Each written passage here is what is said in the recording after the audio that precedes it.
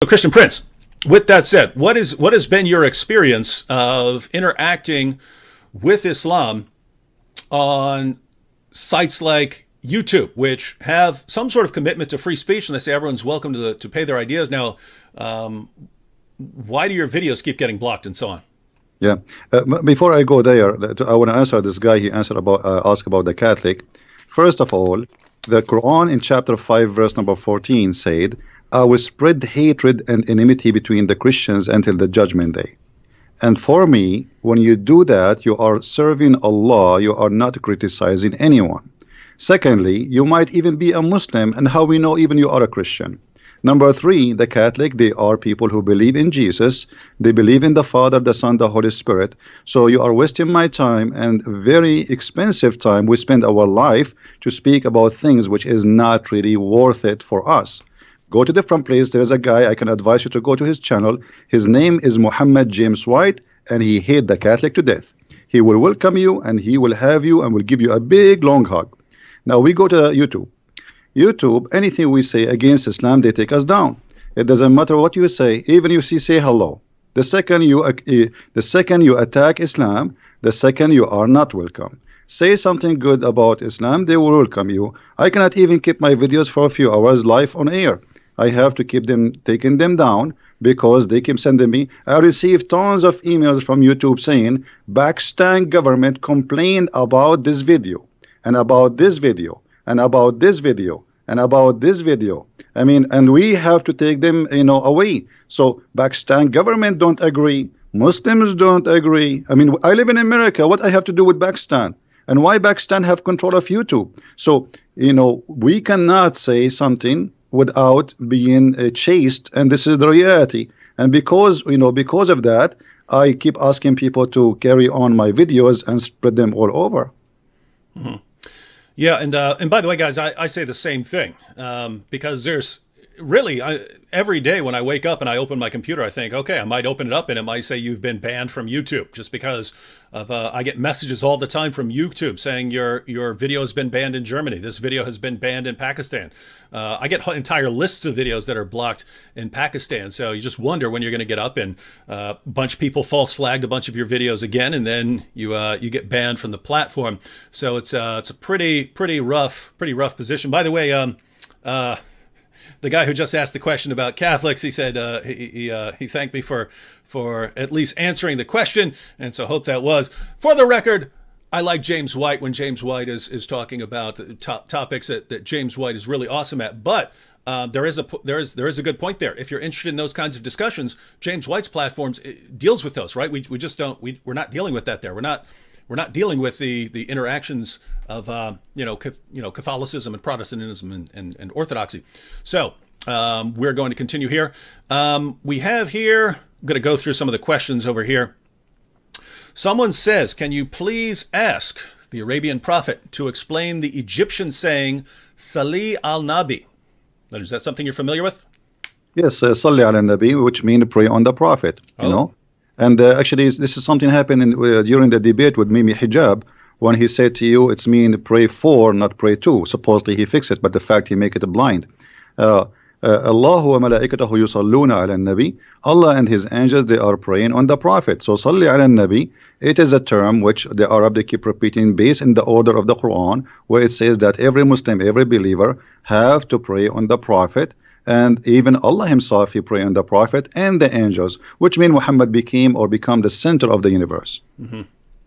So you're saying that this actually refers to prayer here. Absolutely, this is a prayer. I mean, like when you ask in your debate about the word salah, and they start making fun. I mean, show me one word in the Quran. It doesn't say salah mean pray.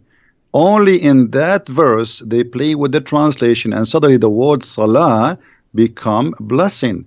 However, even if we switch pray to blessing, that would be stupid, because if Allah blessed Muhammad, why he need the blessing of an angel? And what it's mean that the angels, they will ask Allah for more blessing? That is silly. I mean, that's it. Allah, he blessed him. It's like saying to me, save me, and I saved you, and you say, ask the angels to ask me to save you. Like, I saved you. I am the God. So if Allah is God and already he blessed Muhammad, so what the point of asking all those people to ask for a blessing? This is stupid. I mean, this is why I say Islam is like not 10-inch deep in the mud. It is beyond the mud experience. I mean, this is the extreme stupidity. You cannot. They try to cover up by making a lie, but the lie make it more stupid, and that is their problem.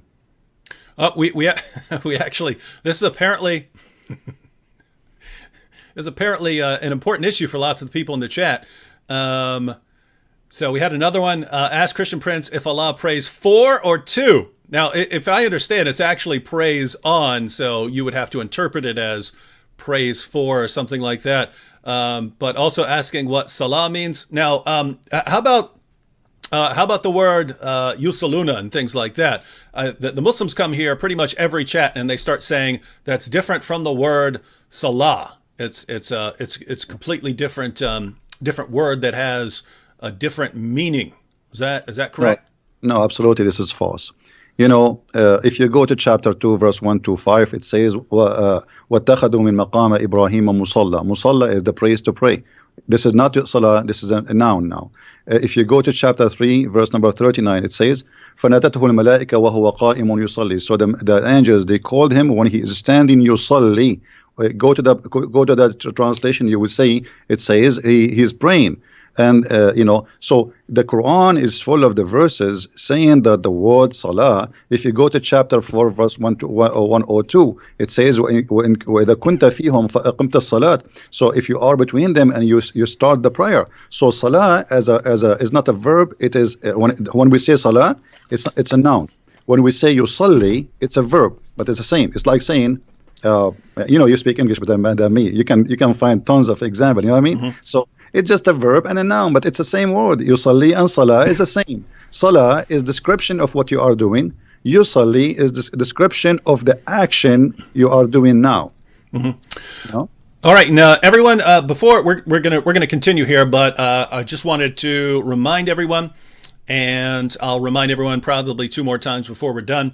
The links to Christian Prince's various platforms, those links are in the description box. So you have a link to his YouTube channel if you're not subscribed, link to his Facebook page, and also if you want to support him, there's a link to his Patreon page there. So I speak from experience when I say that when we try to dedicate a good portion of our lives to responding to Islam, to making videos, to having these kinds of discussions and so on, it takes up a lot of time, especially when you have to do studying and stuff to prepare for topics and so on. So the donations do come in very, very handy. So, and don't think if you're on a platform like Patreon or something like this, the idea of a platform like that is, yes, even if you can only chip in $5, $6, $2, $10, whatever, the idea of crowdfunding is that if you have a bunch of people want to support what you're doing, and a bunch of people are all chipping in $5, $7, $10, that adds up very quickly. So the link to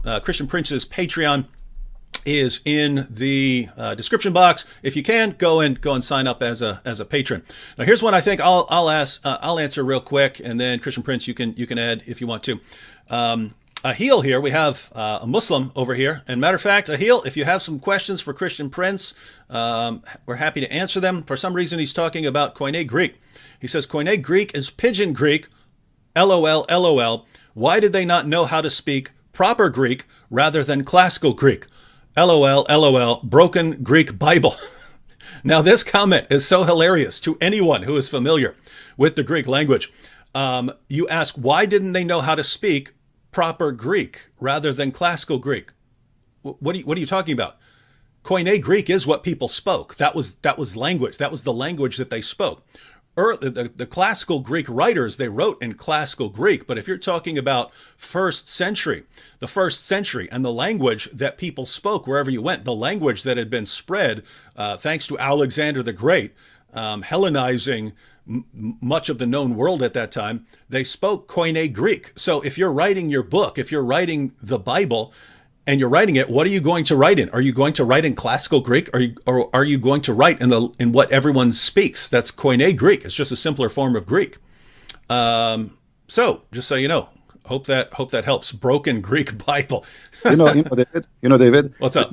This guy is talking about broken language. I mean, how he when Zakir Naik he speak, why he don't make fun of him when he speaks stupid Arabic and he do not know Arabic? Did that and Zakir Naik, both of them don't speak Arabic. There is an example. I will quote for you a verse from the Quran, and then he speaks in Arabic, and only Allah knows what he is saying. I cannot understand the word. I am an Arab. I have no idea what he's saying. So this idiot, he is trying to make fun of people who don't speak good Greek. We do not know who they are, but in the same time, he is reciting Quran to his God in a language he don't understand. The Greek, they recite the Greek. I do not need even to pray in a Greek, but you recite in the language nobody knows what it's meant. If I ask you what this word mean in the Quran now, he will say only Allah knows best. So shame on you to speak about languages. Even your God Allah in the Quran, his language is broken, and me and the Arab, we correct the Quran and we make fun of it. Christian Prince, there's a guy on YouTube. He does, his channel's called Vidu Vids, but he does an awesome Zakir Naik impression. But yours is better. That was the best Zakir Naik. By the way, everyone, Nabil did an awesome. Nabil would never do it on stage or anything like that, but Nabil could do an awesome Zakir Naik impression as well. Should have recorded it at some point, but no, that was epic there. Here we have a question from Alan.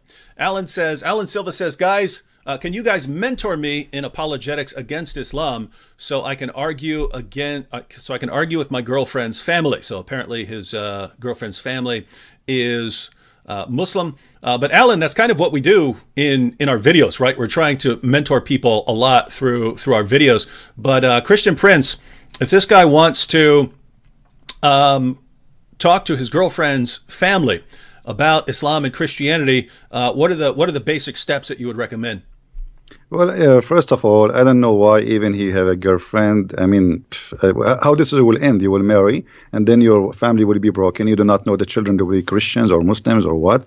So I don't think this is a good idea. Always you have to marry from someone share the same target, the same belief. Otherwise, it's going to be a broken family. Well, we don't actually know here. I mean, his girlfriend may be an ex-Muslim or something like that. He's asking about the family, or she may be Muslim. We don't know at this point. But if he wants to actually respond to her family using apologetics, what would you recommend? Well, he can watch your videos. He can get my books. I have many books on Amazon. He can watch my videos. They are for free. And, we do our best to teach. This is what we do. So watch our videos, learn from them, take reference, and make an argument. But before always you talk about, before you open your mouth and speak about a topic, you better educate yourself very well about it.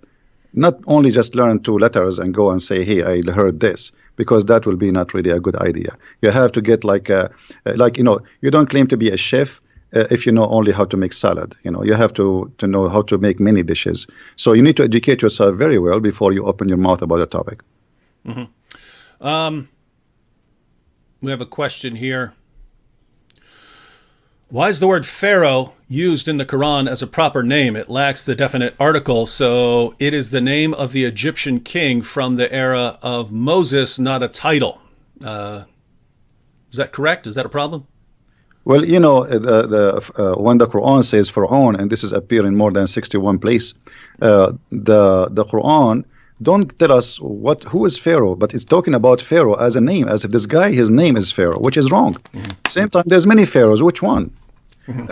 But the Quran, it's very famous about history mistakes. As an example, the Quran mentioned that Moses, he met with the Samiri, and I'm sure you are familiar with the story where Moses, the Samarian, they met with Moses and they spoke with him. So obviously the Quran is not a book of history, and it's mixed up. And they do not, Qarun, and suddenly the Haman, suddenly Haman appear in the Quran as a minister for the Pharaoh. What Haman have to do with the Pharaoh? Moses and Aaron, they are the uncle of Mr. Jesus in the Quran. So, I mean, who is Jesus there? Even the word Jesus did not appear. There's Mr. Isa. So we have Isa replaced by Jesus in the translation, but this is Mr. Jesus the Muhammad, supposedly. And his uncle is Moses, and his grandfather, his name is Umran. In case you do not know, too, for the people who are listening, the father of Moses, too, his name is Umran. So the Quran is mixed up. There's nothing to do with history we can rely on, and this is why we laugh always about the history of the Quran. Even Muhammad, he could not even David, I want you to challenge all the Muslims who are listening. Who can show us Israel? The word Israel in the Quran repeated tons of time. Okay, I am reading the Quran, and the Quran is the book of God. I want to know who is Israel, where we can find in the whole Quran who is this guy who his name is Israel. We cannot. I challenge any Muslim. So how this book is a book of God, and suddenly he jump and he start talking about a guy, his name is Israel, children of Israel, children of Israel. Okay, who is Israel? Shouldn't you first introduce to us this person? So Quran is a silly book. It is not the same. You know, in the beginning you said yellow pages. Yellow pages is better because yellow pages, you have first name, last name, you have an address, and you have a phone number. Here there's nothing. I wanted to ask you about that name Isa, because I've read a few theories about where that name came from. Some people have said that maybe it came to Arabic through multiple other languages before it got there, and so that's the one that they were using. I've seen maybe it was a special usage because in the Quran Allah wanted to combine it as a parallel with Musa, so Musa and Isa. I've seen that perhaps the Jews were referring to Jesus as Isa, using the name Esau because they regarded that as an insult. So when the Jews of Arabia referred to Jesus, they would say Esau, and Muhammad just didn't know, so he picked up the term. Do you have any theories on why it's saying Isa rather than Yasu? You see, the Muslims themselves did not know really how the name came to existence, because we as an Arab and all the Arabian Christian history, we never heard of a person whose name is Isa. We call him in Arabic Yeshua. In the Hebrew is Yeshua. So we say in Arabic Yeshua al-Masih. You will not find a single Arabic Christian he used the word Isa. This is only a word created and came through Muhammad. It is possible that maybe the Jews, they were insulting, as you said, but really there is no we cannot find where this is coming from. And remember, David, that Islam is disconnected religion, which means the Muslims today, they have nothing to do with Islam in the time of Muhammad. The first book written about Muhammad, it was hundreds of years after Muhammad. There's nothing about Muhammad. You know, the Quran itself, the one we are reading today, they're saying that this is according to recitation of Hafs. And Hafs, according to Muslims, he was a fraud. He was a thief. He stole books and he claimed that they are his own. So, and his father was the same. So Hafs, he learned the Quran from his stepfather Asim.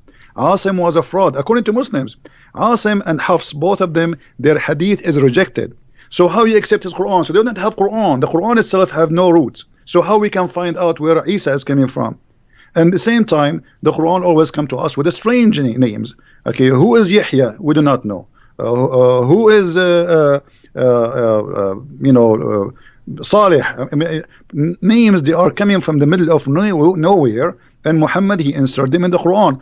Zulqarnain, I'm sure you know about Zulqarnain. Okay, Zulqarnain in Arabic means the man with the two horn. Okay, have you ever heard of a guy, his name is the man with the two horn? Why, he's a cow? I mean, give us a name. What's his name? You don't tell me what he's wearing in his head.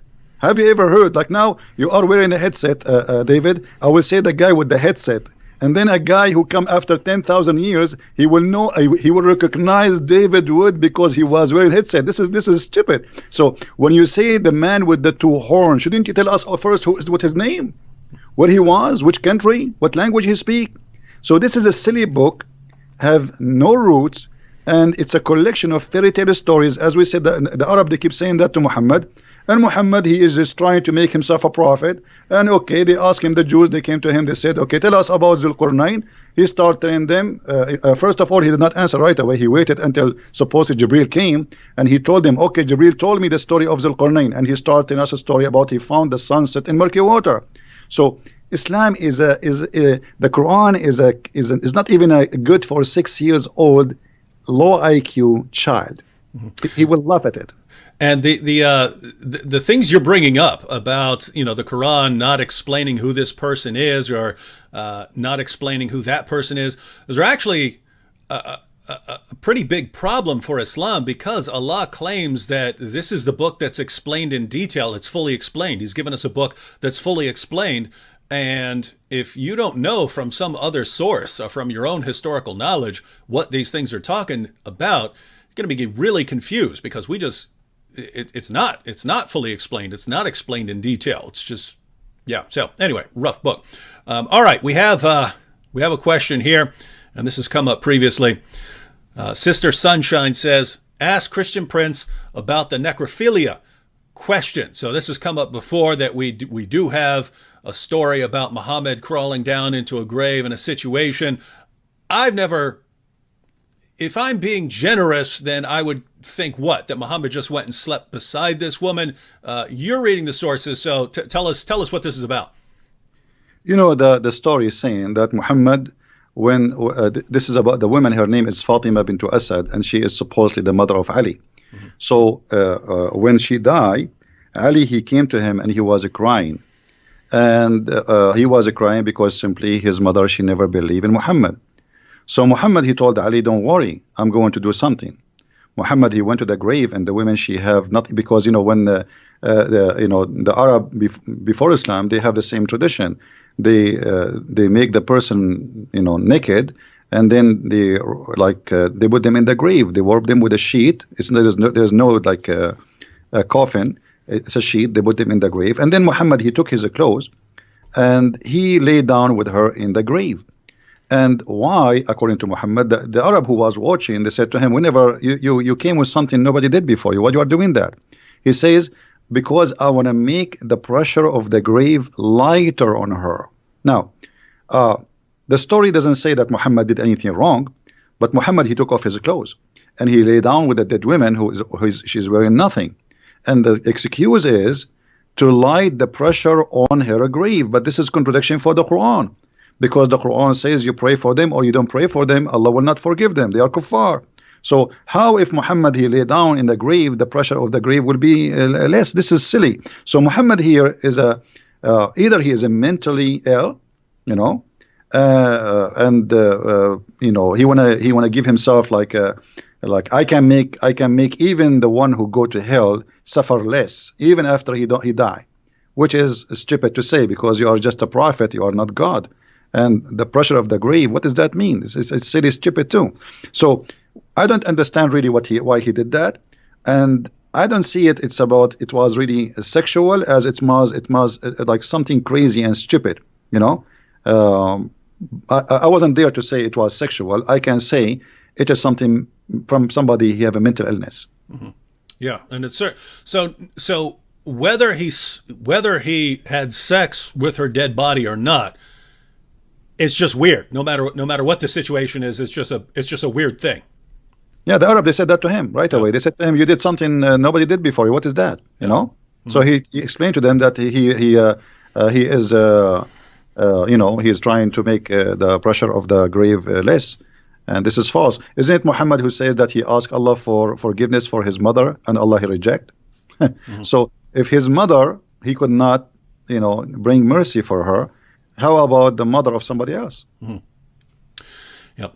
All right. Hope that answers the question, Sunshine. And CIN says, I have a question. Who's speaking in Surah 1933?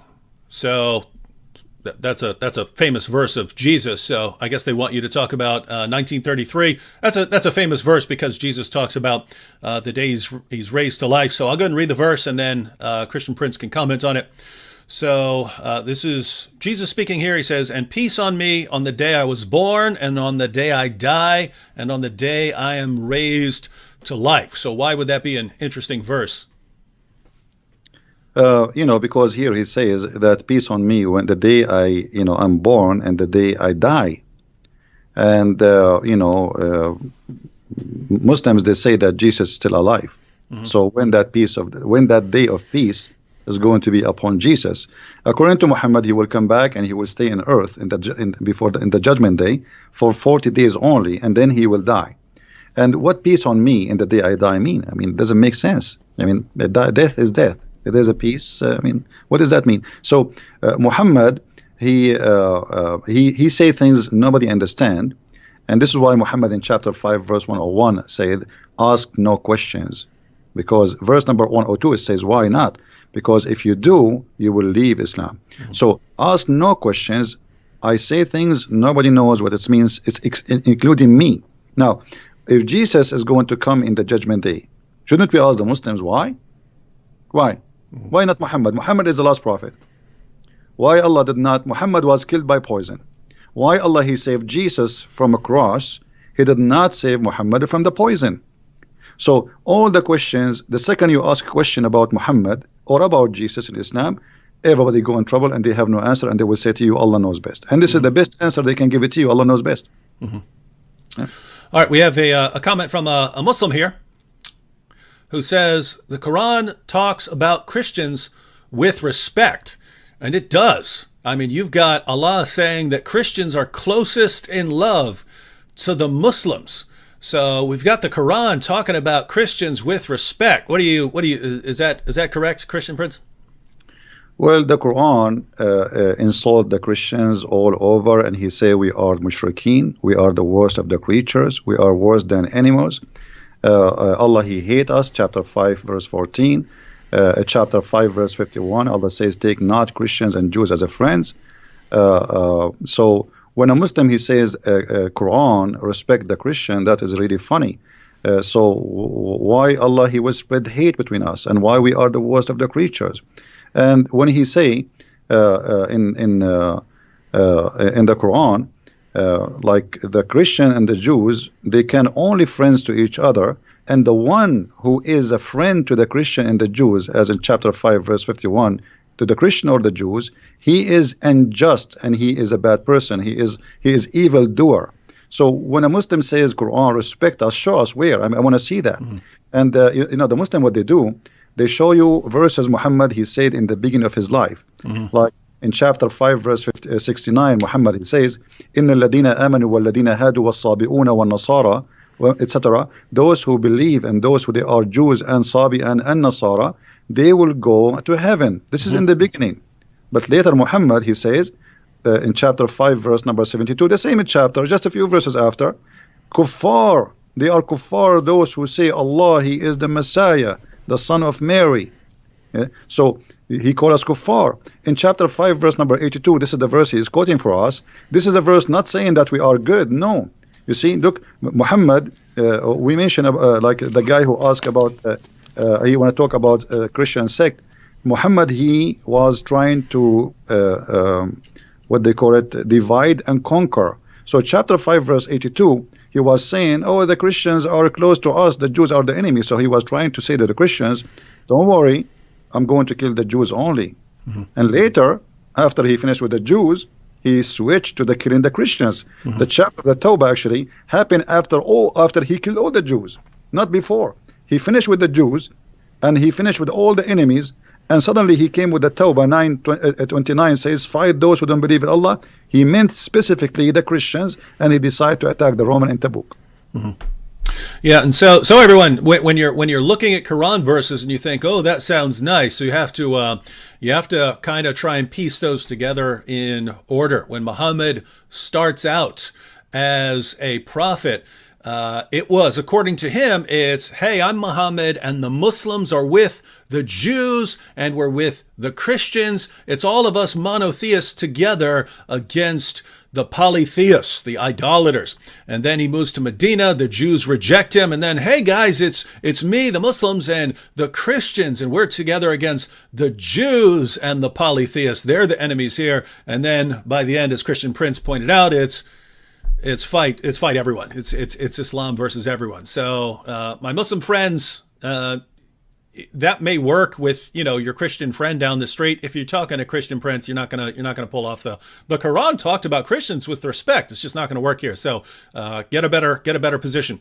You know, David, Yeah. what about to say to him, I want to say to you, you are kafir. Let us see what he will do. Let us say, I'm going to say to you, you are najis. Isn't it Muhammad? He says that the Christian, the Jews, all who don't believe in Allah are najis. Najis means filthy, dirty. So if I call you najis now, is that respect? I mean, they say silly stuff. Those things can work with those who do not know. Yep. Don't try those tricks with us. You have no idea you are talking to who. Yep. Here's a good one. Here's a good one, Christian Prince. I would join this man as well in hearing your thoughts on this. He says, Christian Prince, do you think that Muhammad received a satanic revelation and believed his message, or do you think he simply saw prophethood as a way to gain power and knowingly created a fabrication? So was Muhammad sincere, but he was deceived by evil spirits, or did he know what he was doing?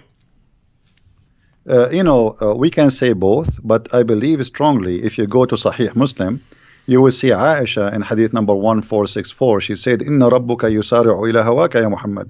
I see that your Lord, your Allah, he just trying to satisfy your sexual needs. You know, she's talking about his sexual. He make verses saying any woman she want to give herself to the prophet, so the prophet he can sleep with her. So even the household who live in the household of Muhammad, Aisha, his favorite child wife, she got him busted. I see that your Lord, he has hastened for your desire. What desire we're talking about? Sexual desire. So it's very clear that in the time of Muhammad, people didn't notice that this guy, he is God. He is the God. He is the one. God is just a puppet. He use him so he can control. So he have mental issue. I can tell from many issues. As an example, he have a low IQ. You know, once a guy, he came to his house and he is blind. He ordered the wives to cover themselves, and they said to him, but isn't him blind? So Muhammad, he got busted. So he said to them, well, are you blind too? But you are asking them to cover themselves. I mean, I mean, this is saying that he have a low IQ. If you read the chapter of 18 in the Quran, there's no way anyone he have a little intelligence he will say and he will make such a chapter. The whole chapter is a joke. So Muhammad, he have a low IQ, but he can be fit for that time for those Bedouin who live in the desert. They are not educated, but he could not convince the educated Jews and Nasara in his time, and this is why they rejected him. Muhammad, he said, if I was able to convert 10 Jews only, the whole Jews will convert, which means he could not convert 10 Jews. You believe it? 10 Jews, he could not make them believe.